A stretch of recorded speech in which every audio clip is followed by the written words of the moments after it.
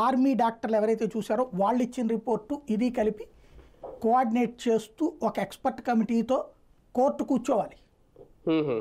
అంటే ఇంకో కమిటీ వేయాలా మళ్ళీ దీని మీద? కోర్టు లేకపోతే సాక్షుల కింద వీళ్ళు అలాగ ప్రొడ్యూస్ చేయాలి. అదే అవును.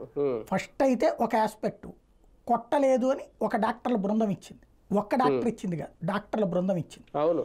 ఇప్పుడు ఇందులో చెప్తున్నది ఏంటంటే కొంతమంది డాక్టర్లు కొట్టారని ఇచ్చినా దాన్ని టోటల్ అంటే మనకేమంటాం జడ్జిమెంట్లలో, ఇప్పుడు ఫర్ ఎగ్జాంపుల్ మొన్న ఈ జడ్జిమెంట్ వచ్చింది మన ఇది రాజ్యాంగానికి సంబంధించినటువంటి సవరణకి సంబంధించినటువంటి అంశం ఉంది కదా, మన మాదిగల రిజర్వేషన్ దాని మీద గతంలో ఒక బెంచ్ ఇచ్చింది ఒక తీర్పు 5 సభ్యులతో.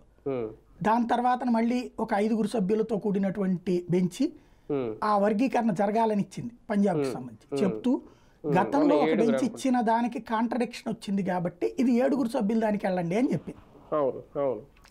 ఆ విధంగా ఎట్లయితే జరిగిందో ఇప్పుడు ఇక్కడ ఇందులో డాక్టర్లు 5 నివేదికలు ఇచ్చారనుకోండి, ఈ 5ని క్రోడీకరించి ఇచ్చేటటువంటిది ఎవరు? అక్కడ చీఫ్ జస్టిస్ ఎట్లాగో ఇక్కడ సూపరింటెండెంట్ అట్లాగా.